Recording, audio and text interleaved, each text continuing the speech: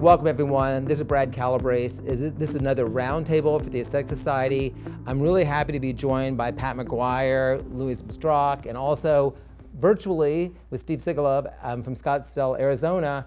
Really a great panel, and what's unique about this panel is they've all been surgeons who used a lot of texture in their career, and of course recently that's changed, and they've gone to either less texture or more texture. So we want to learn from them how they went about that transition and where they are today. So I think I'm going to start with Pat and just ask you, talk to us about your experience with texture, when you used it, when you stopped using it, and what are you using now?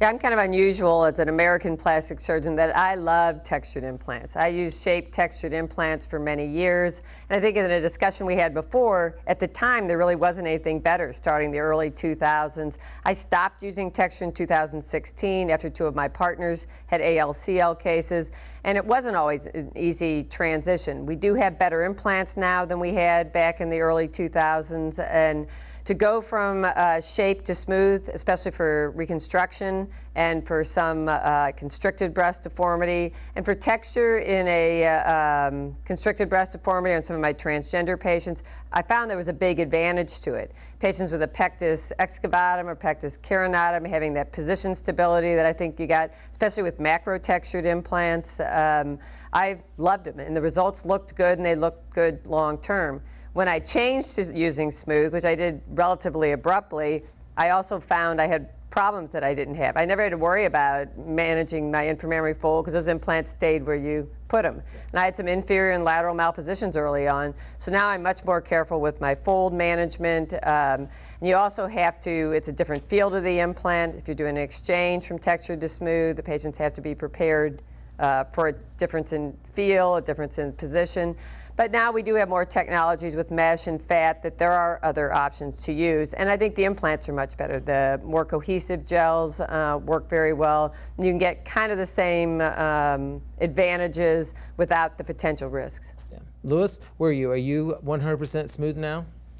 Yes. So I stopped using texture in 2017. I agree with most of what Pat just said. I think for me, I used micro-textured shaped implants quite a bit. I had morphed toward using shaped implants that were taller than they were wide, which to me helped counter some of the tendency to rotate on occasion.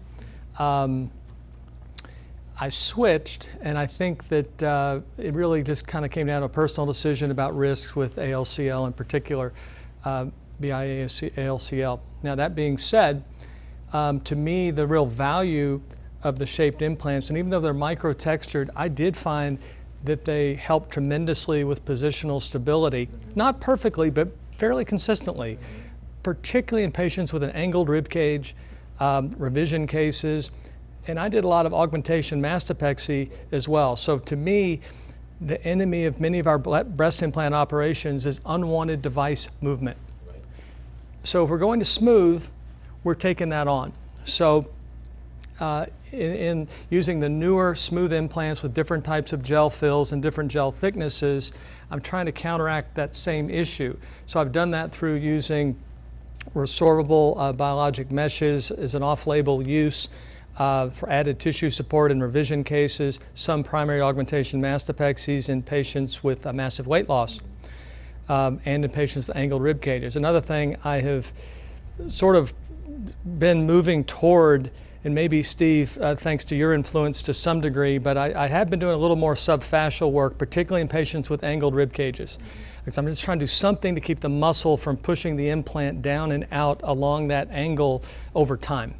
Yeah, I think, Neil Handel's talked about it and others for a long time, that the muscle has a deforming, effect on the breast and the implant position, there's no doubt. And if you want to keep an implant in position, especially in a sloping chest wall, sometimes just not having the muscle involved can be extremely helpful. And I totally agree that a frictional coefficient sometimes is enough to stabilize an implant without the need to have true adherence that we see with macro textures. So Steve, you've been very involved in reconstruction for a long time, and I know now you have a growing and large aesthetic practice too. Tell us a little bit about both in recon and aesthetics, where you sit on this. So for many years, for my breast reconstructions, particularly in pre-pectoral, I only used anatomical macro textured breast implants. And in prepectoral breast reconstruction, I really saw a significant improvement in the overall aesthetics, because in prepectoral reconstruction, you truly are shaping the breast with your implant without any distracting forces of the pec muscle. So the implant is completely shaping the reconstructed breast. And so a beautiful tapered implant is going to show up as a beautiful tapered breast. When that all changed, like Lewis in like 2017, I switched to all smooth.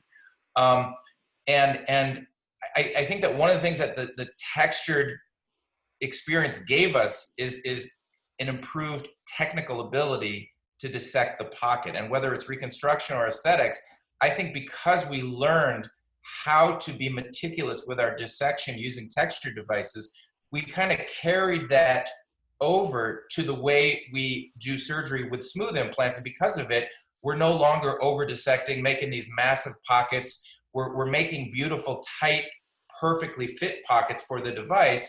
Sometimes we're supporting those pockets with bioresorbable mesh, sometimes not. Sometimes we're doing fat grafting. So I think a lot of the things that we learned from breast reconstruction, we have kind of have brought into our aesthetic world, and at least I have. And it's really, I think, been a game changer for my aesthetic practice, moving to a subfascial augmentation placement. And, you know, a significant number of my cases, probably 85%, I do subfascially. I support all of them with bioresorbable mesh. And thus far, things have been really nice. And I think not having the pec involved is very, very, it's very interesting.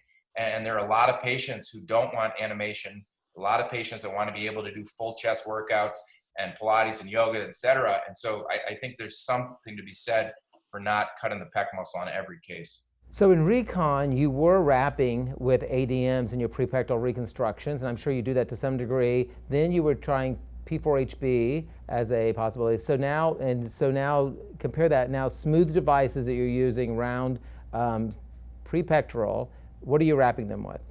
Yeah, so I've converted my entire practice from ADM to P4HB. And what we see is significantly less rippling. We're seeing a completely stable and rigid pocket with less malposition. There's less fat grafting because the pocket remains tight. So in ADM reconstruction, I was fat grafting about 86% of my prepectoral recons. Now it's about 24%. So my fat grafting has cut down because I'm rippling and wrinkling much less. The other thing that we learned about a P4HB compared to ADM is we're not seeing the same AP malpositioning that would occur invariably with ADM, because you have a stretch of your pocket because it's dermis. Now with P4HB, it's a rigid pocket. So you can now use an extra projection, highly cohesive gel implant and not worry that it's going to turn on top of itself, because your pocket is now rigid and stable. Less drainage, our drains come out faster. So it's really been a game changer switching over to the P4HB product. When you see less wrinkling, I wonder, is it because you've switched from textured to more cohesive smooth devices? Or were you seeing the same thing when you used textured wrapped with P4HB? So the other issue, and I believe that, you know, upper pole rippling has a lot to do with lower pole and anterior pole failure. So with your meshes controlling your lower pole, I would think that would be contributing to your lower wrinkle rates as well too. So how much do you think it's because you have a more cohesive smooth implant instead of a shaped textured implant that you're seeing less wrinkling? I think it's the pocket itself. Because in my aesthetic patients, I'm using soft gels in many of the primary augs, and I'm not seeing any rippling. So I think it's the pocket itself. I think it's very important to control the lower pole. If you can control the lower pole, you can in turn control the amount of rippling in the upper pole and the traction rippling. I agree. So that being said, so Lou, when you're deciding on which cohesiveness of a smooth device to use in a secondary case, and you do a lot of secondary cases, talk to me about what you think about a modest cohesive implant versus a highly cohesive implant, and how those act in a pocket, and especially in a pocket that has a sloping chest wall. How do you decide on an implant for those? That's a great question. So I'm 3 years into this journey using no texture. Here are my observations. On the one hand, you have Allergan, who has a spectrum of gel thicknesses in terms of the implants that I use. Soft Touch is the implant I like, that product line, because to me it gets it right. It comes from my long background of using shaped gels of different consistencies. I really like that implant a lot, whichever profile. Mentor, on the other hand, has a cohesive one gel with a higher fill ratio than their older implants. So to me, the more highly filled, if it's a full profile, an SSF, as opposed to SSM, that patient I will always use added support, because to me that's a higher risk of a malposition, particularly if every angled rib cage is involved. It also will give a more distinctly round upper pole in my hands if you support the base of that pocket, like we've all been talking about, Steve just mentioned a minute ago. I think that the more cohesive gel just gives a rounder look. For someone who wants a slightly softer contour, might use the Moderate Plus Extra product line. I always talk about mesh, whether I use it or not, on secondary cases. I've gotten to where I use it more often than not. I think there are differences in the look created with those two product lines by comparison. But I've been happy. I've been happy with the capabilities and the differences between the different manufacturers and different projections. So Pat, do you use any either ADMs or meshes in either primary and or secondary breast cases? And if so, which ones? Primary, I do not. My patients don't have, a lot of breast augmentation patients are price sensitive. You add in another few $1,000s worth of mesh. I don't oversize implants. I do some dual plane and some subfascial. All my transgender patients, I do subfascial. I do believe there's a fascial plane, especially on my trans women, above the areola. It seems like, or at the level of the nipple and the areola, you can elevate. And I do think it helps stabilize the pocket, especially superior. It's like the roof on my dissection. So on those patients, but on my dual plane, women who worried about mammograms, or they're you want to have children and they don't want an implant sitting in the middle of their breast. And I see a lot of younger women, but I don't do big implants. I tend not to get patients who want that. So primary augmentation I almost never do. Secondary depends on the problem. Yeah. If it's a malposition, if it's a first time malposition, it just looks like it was a technical error from the original surgery.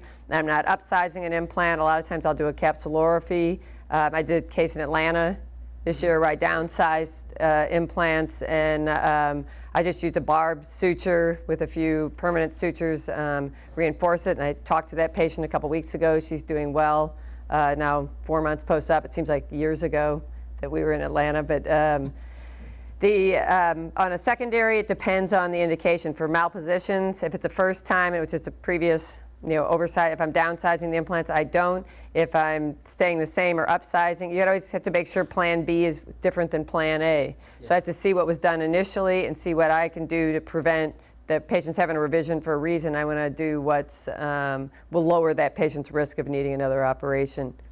Yeah. Brad, just to clarify, when I mentioned using added soft tissue support, so in a primary situation, I'm using it for augmentation mastopexy in thin tissue patients or patients with an angled rib cage, or massive weight loss patients. Otherwise, it's revision, but not a straight augmentation primary. Yeah, I do think that the weight loss patient's a unique patient. It's always such a challenge. If you want sort of coverage and support, so you have a tendency to want to go under the muscle, but then you get a waterfall deformity from that unstable soft tissue overriding it. If you go subglandular or subfascial without support, you invariably lead to a very stretched deformity with loss of upper pole volume and stuff. So I think it's unique.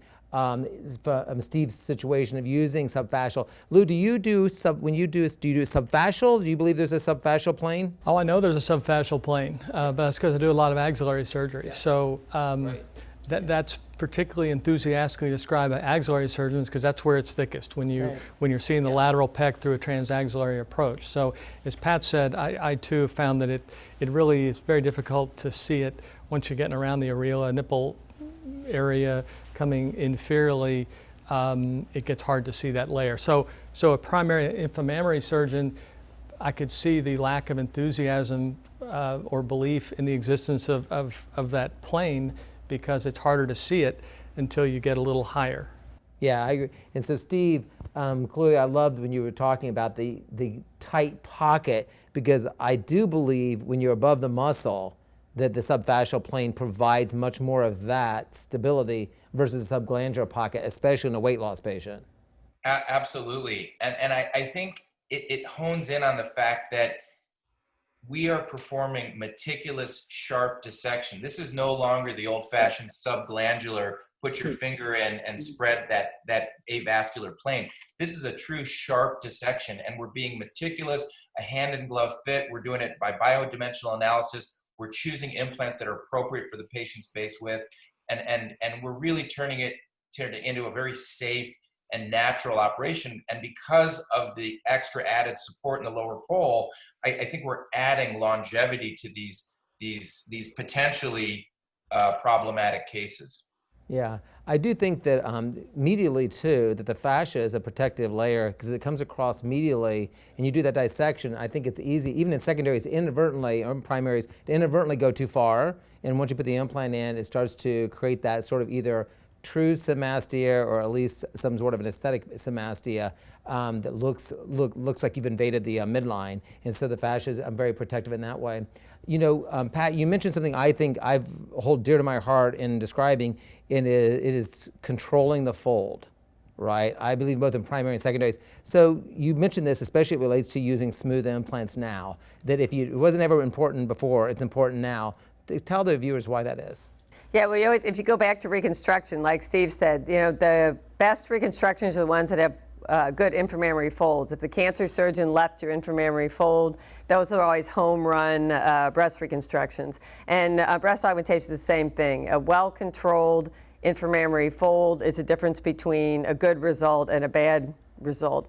And that nice, crisp inframammary fold is really important. And so I now always fix a fold, which I never did. When I used textured implants, you could put the implant in, they'd stay there, they didn't move at all.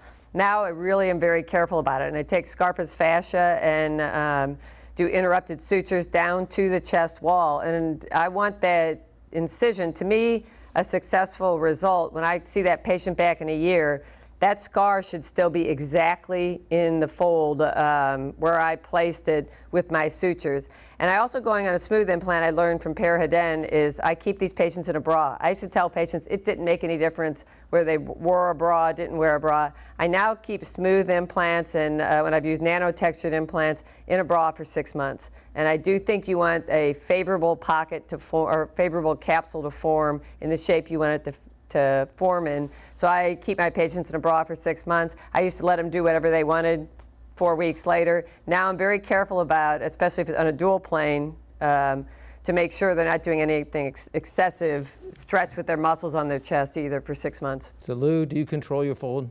It's a subject I've always been very interested in. So I do majority of my breast augmentations transaxillary. Yeah. And so we can't sew it down. Yeah.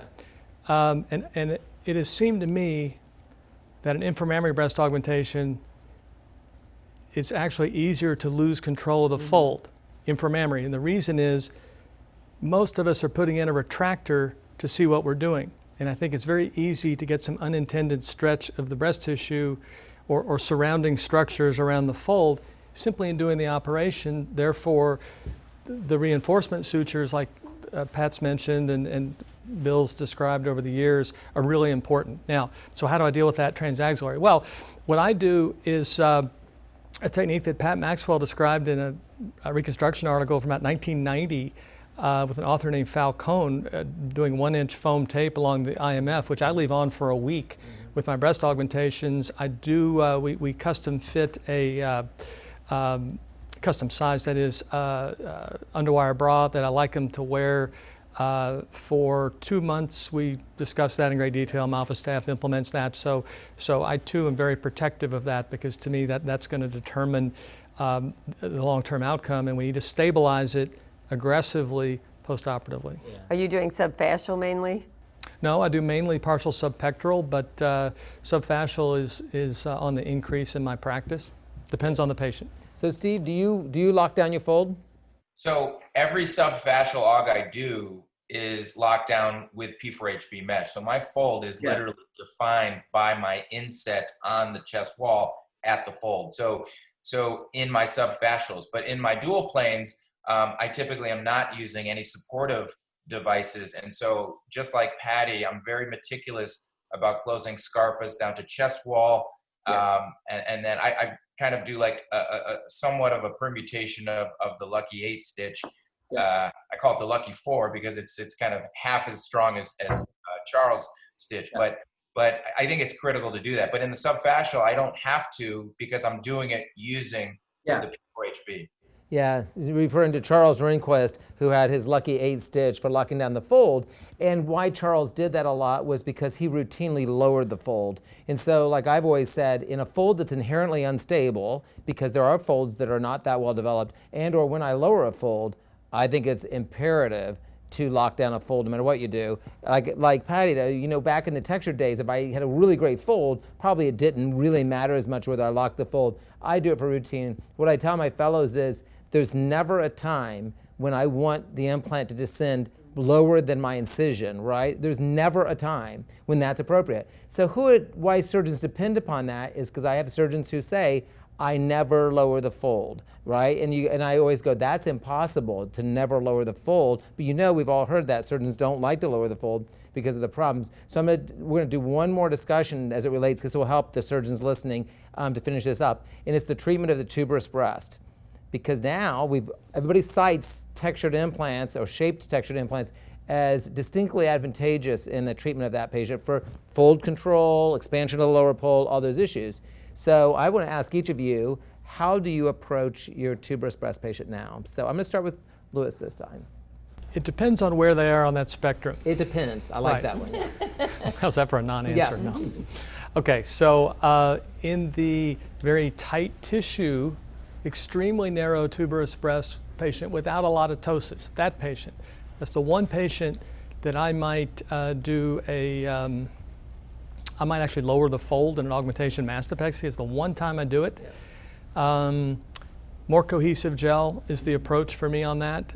If it's severe radial scoring, but really more cohesive gel.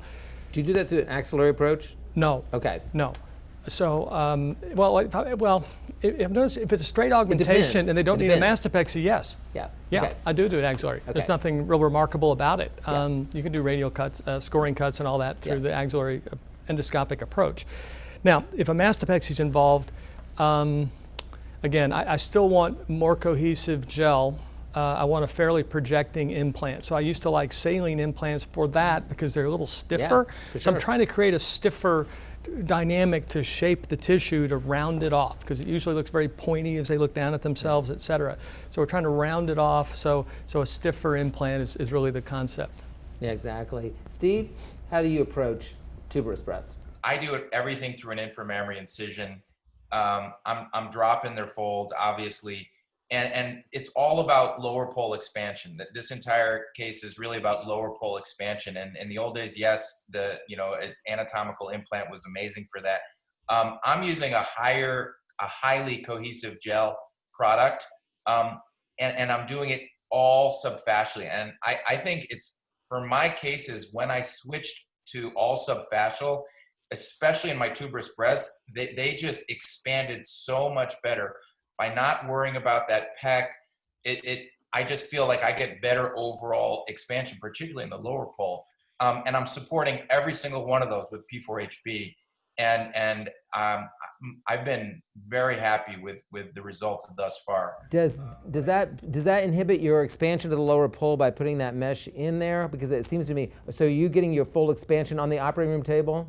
Yeah, I'm doing it. I'm getting it on the operating room table, and I'm dropping the fold all at the same time. So if anything, the mesh is stabilizing that fold that I've now dropped. And so I'm not worried about malposition as much as if I just did it without the support. Pat, where are you at? Yeah, I think the anatomic, highly cohesive implants were great for the constricted breast. I never score the lower pole. Those patients already have thin tissues in the lower pole. You expand that out, you might thin them out even more. So I used to always tell those patients when I use an anatomic implant that it's going to look odd, it's going to be very flat, and it's going to take a year. but that implant would hold its position and would over time expand the lower pole out. It's like saline implants, kind of that water hammer effect over time. I think you do have to be careful with a dual plane. It's very easy to get a double bubble on those patients. Careful about these are patients where you have to lower the fold, but I don't pick an implant where I'm gonna have to lower it a lot. I don't like a long nipple to fold distance anyway, but if you have a patient with a 4 centimeter nipple to fold distance, you're gonna have to lower that fold quite a bit. So now I use the more cohesive gel, either the highly cohesive or a soft touch, and to still tell them the same thing. It's gonna take time for that to expand. I think I do a lot of transgender patients, and they're essentially a constricted breast. I do them subfascial, and they do expand with time. I use the soft touch on those, less wrinkling and rippling. It does expand over time. You really have to carefully figure out exactly where you want your fold to be and fix it down well, because that's a patient that's just like asking for an inferior and a lateral malposition. So more cohesive gel. Fat grafting to the lower pole I think is a good idea. I think a smaller implant with fat grafting is probably ideal, but a lot of these are young, skinny girls that don't have a lot of donor sites for that. But that's probably in the absence of an anatomic, highly cohesive implant. I think a smaller implant with fat grafting is probably now the new ideal for those patients if they have enough donor site. Yeah, and I think we've learned something from Brava bras and pre-expansion, and the fact is that I think in the toughest cases, sometimes instead of using a tissue expander or something else, you can do subcision fat grafting and really radial scoring and releases, and band releases in the lower pole, and expand out the lower pole, and then go ahead and proceed with the surgery, and then add some more fat if you need to, as just another option. I agree with you, Steve. I used to do everything through the periareolar incision. I was taught that way, and then you could lower the fold to wherever and do radial scoring, but of course, invariably, the fold did not land where you wanted to. Then you had no way of controlling it. Usually you found out that they were bottomed out, if anything, or at least a double bubble in those situations, and I definitely transitioned. And I will sometimes, the only last thing we haven't said is, I'll use a transposition flap. So instead of just radial scoring, if you get a lot of subareolar tissue, you can actually create a flap and rotate it down into the deficient area and add that breast tissue as just another way, another piece of the armamentarium to get a great result for that. I just wanted to finish talking with tuberous breast because I think in some ways it's a very challenging case. Now we're using a smooth implant. We were used to all using textured. So maybe it represents using everything we have, including meshes and controlling folds and the use of fat grafting to try to get a result that's comparable or maybe even better than textured implants.